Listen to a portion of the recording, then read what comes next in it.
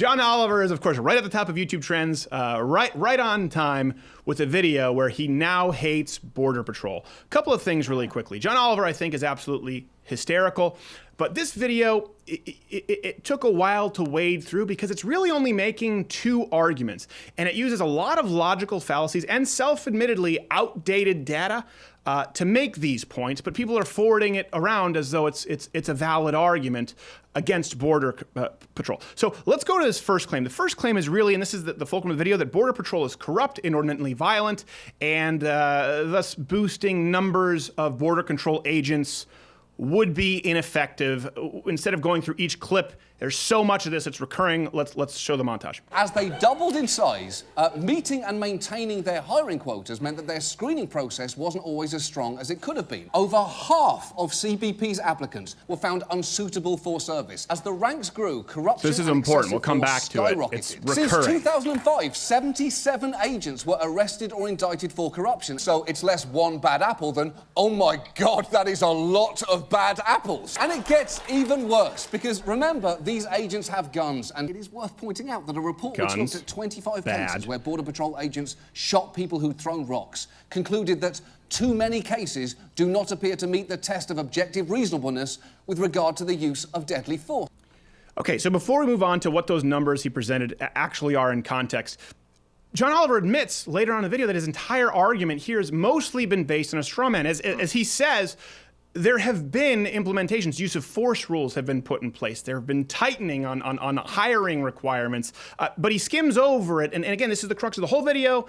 And then you get about 30 seconds where he mentions his data might be out of date. In recent years, they've improved hiring and made reforms. For instance, they've slightly increased transparency and given agents more non-lethal weapons like pepper spray guns, as well as rewriting their use of force rulebook to, and I quote, prohibits the shooting of suspects fleeing the scene who do not pose a threat to themselves or others. And he goes on to make some funny jokes. Again, go watch the whole video for context, because I think that's what's most important here. He uses a lot of studies and data from before 2013 or some before 2012. Well, here's what's important. Policies like the customs, they're publishing public reports on use of force incidents. The use of firearms has dropped by 53% since 2012. They've instituted a national use of force board to review and correct these instances. In 2013, something that's not included in a lot of his data, a nationwide training initiative to curb alcohol abuse was used. So again, he can say, well, some of this has changed. No, all of it has changed, okay? All of it is different now. Second, if we go to the original stats that he presented, context is more important than content because it's nowhere near as bad as he tries to claim. So this is something that's really important because leftists often try to take numbers out of context. I'm not saying throw out statistics, not saying throw out facts, okay? But you can throw out a number, and if there's no understanding or context, it's often used to vilify somebody or set a narrative that's not necessarily accurate. So the number he uses, yeah, exactly. The number he uses before all the corrections, mind you. So let's go to as bad as it ever was, and it's mostly been fixed. 77 agents, when we're talking about corruption over a 12-year period, equals about 6 agents per year out of 21,000. So that's somewhere around 0.0003% of agents get indicted on a yearly basis. So again, leftists love to provide these numbers without context, inevitably to make law enforcement look bad. We kind of see that with the Algiers Motel incident. Yep. The film was called Detroit. It wasn't called Algiers Motel. No. It starts talking about Detroit and the riots, but let's ignore 1960 to this very second. Yeah. Someone say they were trying to ignore the entire context of Detroit. Right, exactly. So they ignore the context. Like the study at Washington Post, same kind of study that John Oliver cites. So 1,100 arrests per year. Okay, looks bad. The context, when you run those numbers against the average population, the normal populace, we can see the same study demonstrate. So 1.7 arrests per 100,000 with police officers, with people in law enforcement, where the general arrest rate in 2012 alone was 3,888 per 100,000. For those who can't do the math, 1.7 to 3,888, it's like thousands more.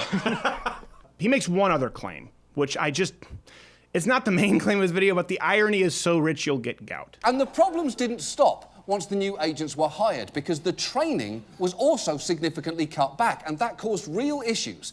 The source told us Spanish language classes and physical training were cut back. The person was so out of shape, I actually had to treat the trainee, and the bad guy got away. Pretty much everybody gets through the academy. They cut back on Spanish and physical training. Cut back on physical training. We're complaining about that now? Hold on a second. Isn't it the social justice left who want diversity, mandatory recruitment in the military? They want women in the military who have consistently driven down training requirements? Oops. In the name of tolerance and diversity? Hold on a second. Didn't we just have a debate over the fact that leftists want transgenders to go into the military without any kind of additional screening with a 42% attempted suicide rating? And now you're gonna take the moral high ground on jogging? And that's pre-military.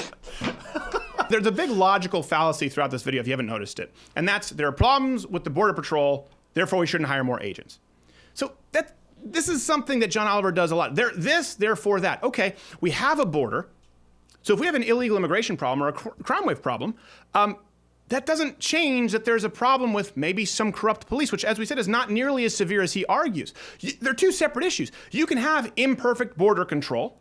You can have immigration problems which need to be solved, and they could still actually be partially solved by hiring more Border Patrol agents, even though they are imperfect, while we're simultaneously improving them. Doesn't mean because Border Patrol agents don't work all the time that we don't need more of them. That's why Barack Obama himself bragged that he had more Border Patrol agents than any president in history. Just because they're not perfect in all facets doesn't mean that having more Border Patrol agents doesn't help at the border. So let's wrap this up here, because this is important, the overall context of the video. And people will miss this and they're like, something is bothering me about that guy, but I can't quite put my finger on it. Okay, this is just the video about border control. But John Oliver, we know, doesn't want a wall. He thinks that's silly. We see this now. He doesn't want any kind of border patrol. He thinks that's silly. He supports sanctuary cities because he thinks it's silly not to have them. Doesn't want voter ID. Doesn't want social security ID. Doesn't believe that you should have firearms to protect yourself from any of these people. And by the way, he wants health care for all, whether you have ID, are here legally or not, while we're taking away the border wall and border control. Oh, and by the way, all of this is supported from old data and logical fallacies to push some kind of a tolerant agenda. And this is why everyone is waking up to the fact, I think we see that with the Google letter, where it's unbelievably polite, it's unbelievably well written, and people go, I can't believe this is not Google's values. We see that here. The left has gone so far around the bend. They want you to live in a world with a country with no borders, no ability to secure itself, and you have to pay for everybody regardless of level of contribution. This is why people are realizing there is no common ground. And the ultimate goal of today's left, it cannot be achieved without the complete destruction of Western civilization.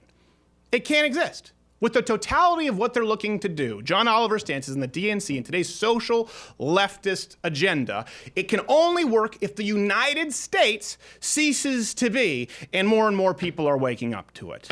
Hey, if you like this video, subscribe by clicking the button that says subscribe. If not, there's a strong chance that you're an Armenian genocide denier. Wink, wink. I think you know what I'm talking about. But head on over there if this isn't the channel for you. I'm sure you'll find something there that you deem very insightful and informative. Also, I request that you come back here afterward and immediately leave a negative comment, because we read those and those affect our lives directly. We care about them because we care about you.